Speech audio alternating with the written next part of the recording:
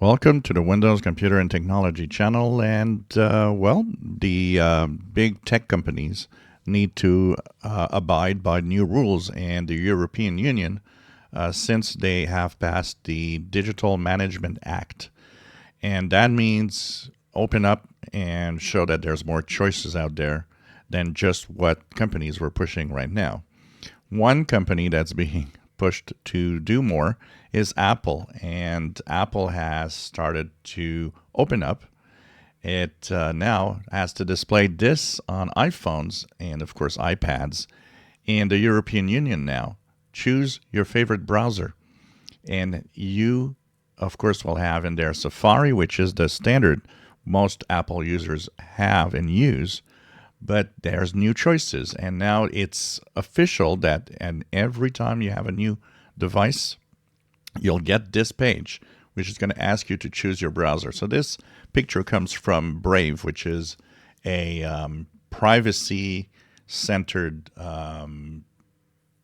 browser that some people use, and they have said that since this page is now available, their downloads have soared on iOS devices, so iPhones, iPads, and that they really are having a lot of people download Brave on these devices now. This is their little graphic of how it just soared after the official announcement that all of that was in place for the compliance. So you see here the average downloads that are like about 7.5 to 8,000 downloads per day, roughly.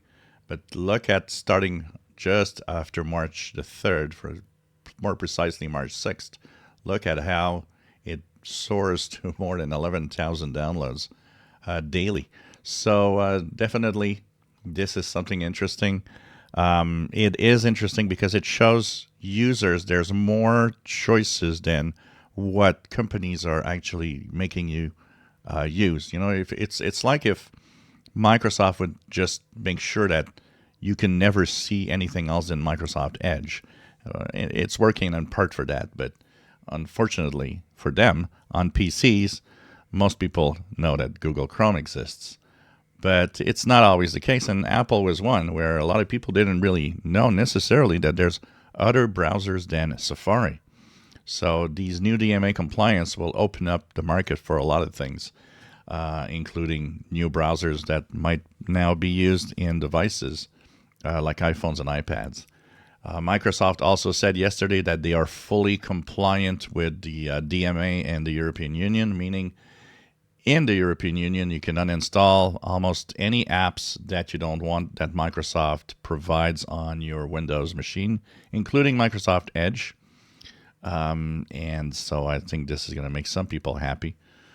For those that are looking into that, there are ways to kind of, make your computer believe that you're in the European Union and have that available, or there are some tricks out there. But definitely the European Union is making big changes to the big tech companies, forcing them to do business in a different way. If you enjoy my videos, please subscribe, give us thumbs up. Thank you for watching.